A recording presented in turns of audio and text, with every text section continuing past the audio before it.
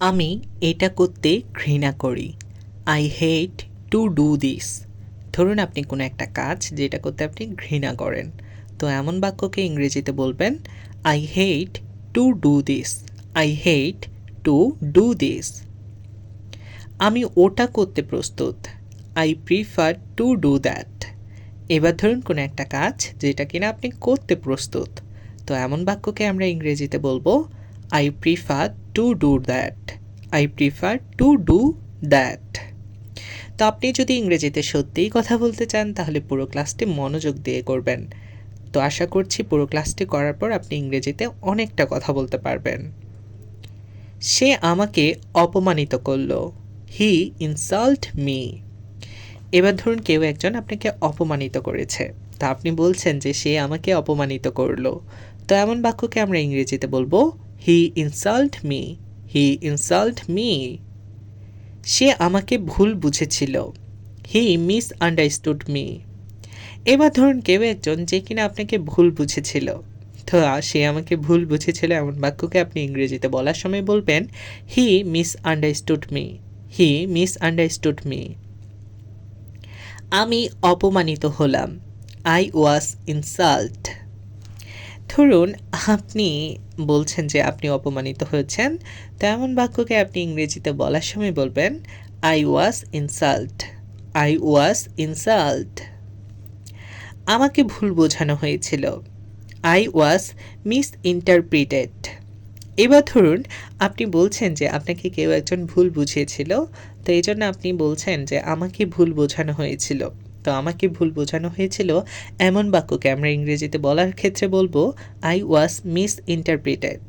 I was misinterpreted. সে আমাকে বিরক্ত করেছে। He has irritated me. এবার ধরুন কেউ একজন আপনাকে বিরক্ত করছে বা করেছে, এখন আপনি বলছেন যে সে আমাকে বিরক্ত করেছে, এমন বাক্যকে আমরা ইংরেজিতে বলবো he has irritated me. He has irritated me. সে আমাকে নিয়ে গন্ডগোল করেছে। He has ruffled me. এবার ধরুন কেউ একজন আপনাকে নিয়ে গন্ডগোল করেছে, তা আপনি সে কথাটাই বলছেন যে সে আমাকে নিয়ে গন্ডগোল করেছে, এমন বাক্যকে আমরা ইংরেজিতে বলবো he has ruffled me. He has ruffled me. আমি ঈর্ষান্বিত। I feel jealous. ধরুন কেউ একজন অথবা কোনো একজনকে দেখে আপনি একটু জ্বলছেন, মানে আপনার ঈর্ষা হচ্ছে যে আমি কেন অমন হলাম না বা আমি কেন ওটা করলাম না। এটা কিন্তু আমাদের মাঝে মধ্যে হয়ে থাকে। তো আমি ঈর্ষান্বিত এমন বাক্যকে ইংরেজিতে বলার ক্ষেত্রে আমাদের বলতে হবে I feel jealous. I feel jealous. আমি বেশি ভালোবাসা অনুভব করি। I feel over loving. আমাদের মধ্যে অনেকজনেই আছে আমরা যারা কিনা একটু বেশি ভালোবাসা অনুভব করি। তো আমি বেশি ভালোবাসা অনুভব করি এমন বাক্যকে ইংরেজিতে বলতে চাইলে আমাদের বলতে হবে I feel over loving. I feel over loving. এটি ভালো পড়াশোনা ছিল। It was good learning. এই যে আপনি আমার ক্লাসটি করলেন, অনেক কিছু কিন্তু শিখতে পাচ্ছেন, তা আপনি তো সেক্ষেত্রে অবশ্যই বলবেন যে এটি ভালো পড়াশোনা ছিল। এমন বাক্যকে আমরা ইংরেজিতে বলবো it was good learning. It was good learning.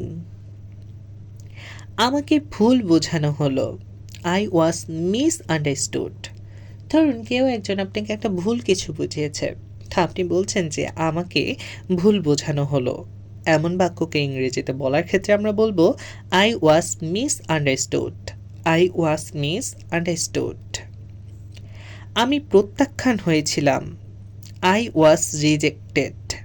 এবার ধরুন আপনি বলছেন যে আমি প্রত্যাখ্যান হয়েছিলাম, মানে কেউ একজন আপনাকে গ্রহণ করেনি, তো আমি প্রত্যাখ্যান হয়েছিলাম এমন বাক্যকে ইংরেজিতে বলতে চাইলে বলবো I was rejected. I was rejected. এটা অস্বস্তিকর। It's uncomfortable. এবার ধরুন কোনো একটা জিনিস যেটা আপনার কাছে মনে হচ্ছে খুবই অস্বস্তিকর, যেটাতে আপনি স্বাচ্ছন্দ্য বোধ করছেন না, তো এটা অস্বস্তিকর এমন বাক্যকে আমরা ইংরেজিতে বলার ক্ষেত্রে বলবো ইটস আনকমফোর্টেবল। It's uncomfortable. তো আশা করছি আজকের এই সহজ ছোট ক্লাসটি আপনাদের অনেক ভালো লেগেছে। আমার ক্লাসটি যদি আপনাদের ভালো লেগে থাকে তাহলে সবার সাথে শেয়ার করতে ভুলবেন না। আর চ্যানেলটিতে প্রথম এসে থাকলে অবশ্যই সাবস্ক্রাইব করবেন এবং লাইক কমেন্ট করার মাধ্যমে আপনার মন্তব্যটি জানাবেন। দেখা হচ্ছে পরবর্তী কোনো ক্লাসে। ততক্ষণ পর্যন্ত সবাই ভালো থাকুন, সুস্থ থাকুন। আল্লাহ হাফেজ।